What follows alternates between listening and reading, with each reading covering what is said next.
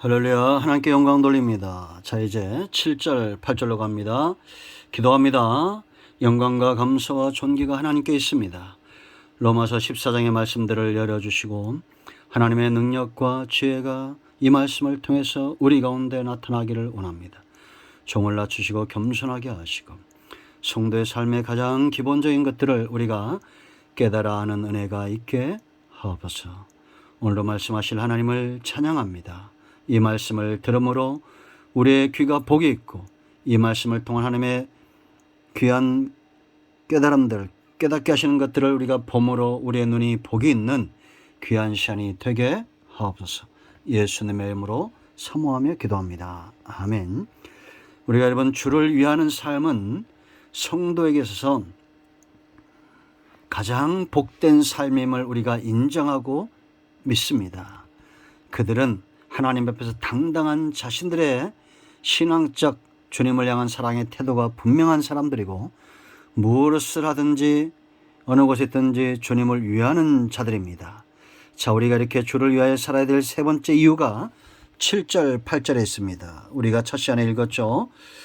우리가 전부 주님의 것이라는 겁니다. 우리 중에 누구든지 자기를 위하여 사는 자도 없고 자기를 위하여 죽는 자도 없다. 그러면서 8절에 우리가 살아도 주를 위하여 살고 죽어도 주를 위하여 죽노니 그러므로 사나 죽으나 뭐라 했습니까? 우리가 주의 것이로다. 아멘. 우리가 주님을 위하여 살아야 될 중요한 세 번째 이유입니다. 우리가 주님의 것이다 라는 겁니다. 주님의 것, 이런 표현은 주님의 소유가 되었다라는 거죠. 이것이 성도의 신분입니다. 신분과 삶은 떨어질 수가 없습니다. 그 삶의 축복도 신분과 떨어질 수가 없죠. 성도의 삶의 어떤 태도나 그들이 삶 가운데 누리는 모든 것들은 그들의 신분과 차이가 있습니다. 관계가 있습니다. 여러분, 우리가 대한민국에 태어난 것 감사한 일이라고 우리가 알게 되죠. 이 코로나19 이런 재난 때문에 이 나라가 얼마나 귀한 것인가. 물론 이런 나라에도 오점도 있고 약점도 있습니다. 잘못된 것도 있어요. 그러나 좋은 것들도 많이 있지 않습니까? 코로나를 치유하고 극복하는데 어떤 나라에서는 수천만 원 드는 나라가 있습니다. 근데 우리는 전부 공짜로 되어지지 않습니까? 어느 나라 백성이냐가 이만큼 중요한 거죠. 그러나 우리는 대한민국 백성이기 전에 하나님 나라 백성이다라는 겁니다. 하나님 나라 백성 중에 우리는 주의 것이고 수많은 사람들 가운데 우리를 불러내시고 지명하여 부르시고 하나님의 일꾼 삼아주신 것. 바울은 이 사실에 감격하고 이 사랑에 매여서 일생을 헌신했던 자입니다. 디모데전서 1장 13절에 잘 나오죠. 그가 핍박자고 포용자고 회방자였다라는 겁니다. 전에는. 그러나 예수님 만나고 이제는 복음의 빚진 자가 되죠. 사도의 길을 걷습니다. 복음의 일꾼으로 살아갑니다. 그가 누구의 것인가를 분명히 하는 순간부터 그의 모든 삶은 방향이 분명해집니다. 우리는 무엇인가 가지고 능력이 있고 돈을 가지고 또 여러 시간이 나고 그래야 무엇인가를 한다고 생각합니다. 아닙니다.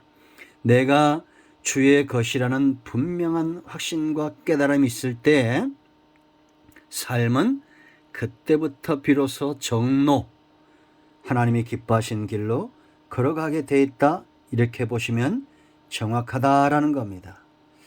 신분을 알지 못하면 망령대행하게 되어 있어요. 여러분, 요즘 문제가 되는 분들 보세요. 경찰도 군인도 왜 그런 죄 가운데 빠집니까? 자신들의 신분을 망각하고 있기 때문입니다.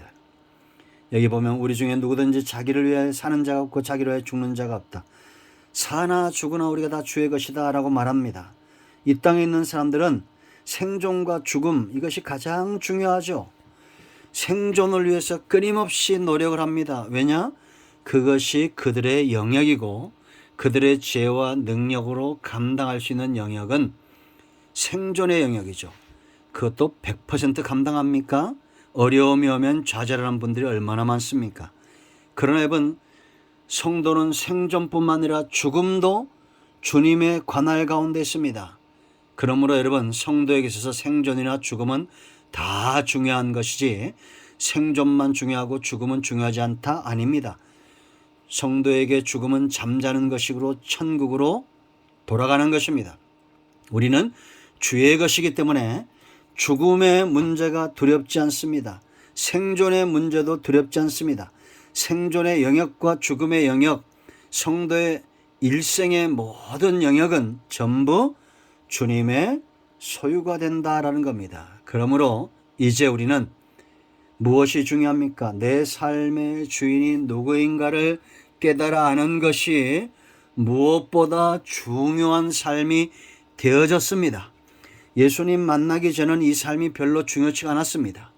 주님이 어떤 분인지 그의 음성을 듣는 것, 하나님의 일하심을 보는 것, 눈으로 보는 것처럼 귀로 듣는 것보다도 더 중요하게, 더 분명하게 하나님이 일하심에도 우리는 그것에 관심이 없었습니다. 그러나 이제 예수님을 만남으로 무엇이 중요해졌습니까? 내 주인이 누구신가? 생존과 죽음의 문제에 관여하고 있는 이 주인 되신 주님이 어떤 분인가를 아는 것이 무엇보다 중요해졌습니다. 그러므로 안식일의 문제, 예찬의 문제, 어떤 신앙적인 문제 때문에 다툴 그런 시간적 여유가 없어요. 우리는 최선을 다해서 목자가 가는 길로 쫓아 쏜살같이 목자 곁에 붙어있는 그런 지혜로운 양들이 되어야겠습니다. 주인이 없는 종의 삶은 없는 것입니다. 우리 모두는 게으름과 불순종을 극복하고 주님 가까이 나가야 되겠습니다. 네 번째, 자, 9절 말씀을 보십시오. 이를 위하여 그리스도께서 죽었다가 다시 살아났으니 곧 죽은 자와 산 자의 주가 되려 하심이라 라고 말했습니다. 우리를 주님의 소유 삼기 위해서 예수님이 죽으실 뿐만 아니라 부활하셨다는 거예요. 대단하지 않습니까? 주권을 회복하기 위해서 주님은 십자가와 부활과 승천을 다 이루셔야만 됐다는 겁니다. 그러므로 성도의 주를 위하는 네 번째 삶은 빚진 자 의식을 갖고 바울처럼 살아가는 겁니다. 이 삶에 대해서 크게 감격하거나 기뻐하지 않는 사람들이 있을 수 있어요. 그러나 여러분 생각해 보세요. 주인이 누구냐에 따라서 삶은 달라지는 겁니다. 세상을 망치는 것은 누굽니까? 불순종하는 악한 자들 가운데 역사는 악한 영입니다. 황폐하게 만들어 놓습니다. 사단이 들어가는 곳에 희망이 있나요? 절망뿐입니다. 여러분, 사단의 역사가 강력한 나라들을 보십시오. 우상숭배에 빠져있는 나라들을 보십시오. 이런 모든 전염병과 문제의 화근이 되고 진원지가 되고 있지 않습니까? 성령의 역사는 지혜로운 것이고 밝은 것이고 성령의 역사는 사랑스럽고 깨끗하고 아름다운 것입니다. 이런 망쳐놓은 세상에 주님을 믿고 성령 안에 이 땅에서 생명의 부양자, 통치권의 대행자로 살아가는 성도들이 있는 곳을 보세요. 주님이 주인 되면 죽었던 자들이 살아나고 세상은 새로운 세계를 경험하고 하나님의 나라가 세워지는 것입니다. 성도는 얼마나 빚을 진 자들입니까? 장차 죽어 하나님 나라 갈 뿐만 아니라 이 땅에서 예수님을 주인으로 삼는 삶의 축복을 경험하는 빚을 진 자들입니다. 우리는 빚진 자 의식을 갖고 살아가야 됩니다. 이 부분이 중요하기 때문에 한 번 더 정리합니다. 주를 위하는 자들 어떻게 살아야 됩니까? 분명한 신앙적 가치관을 가지십시오. 내 신앙으로 판단하고 결정하고 주님 앞에 서십시오. 무엇을 하든지 주를 위하여 해야 됩니다. 우리가 주님의 것이라는 것, 소유된 백성이라는 것 인정하고 감사하십시오. 빚진 자로 살아가야 됩니다. 아멘. 오늘은 여기까지 합니다. 여러분 모두를 축복합니다. 기도합니다. 하나님 감사합니다. 오늘 이 말씀대로 되는 은혜가 있기를 원합니다. 우리가 주님을 위하는 자로 분명한 신앙적 가치관과 무엇을 하든지 주님의 소유된 백성으로 빚진 자로 살아가는 은혜가 있게 하옵소서. 예수님의 이름으로 사모하며 축복하며 취하며 기도합니다. 아멘. 이제 선포합니다. 나선 예수 그리스도의 명은 우리 가운데서 모든 악한 영들, 흑암의 영들, 사단의 역사는 묶임을 오고 떠나갈지어다. 질병은 치유되며 상한 마음들은 치유되고 회복될지어다. 예수님의 이름으로 강건함을 받을지어다. 예수님의 사모함에 축복함에 취하며 기도합니다. 아멘. 응답되었습니다. 이런 모두를 축복합니다. 간증을 나누시기 바랍니다. 할렐루야.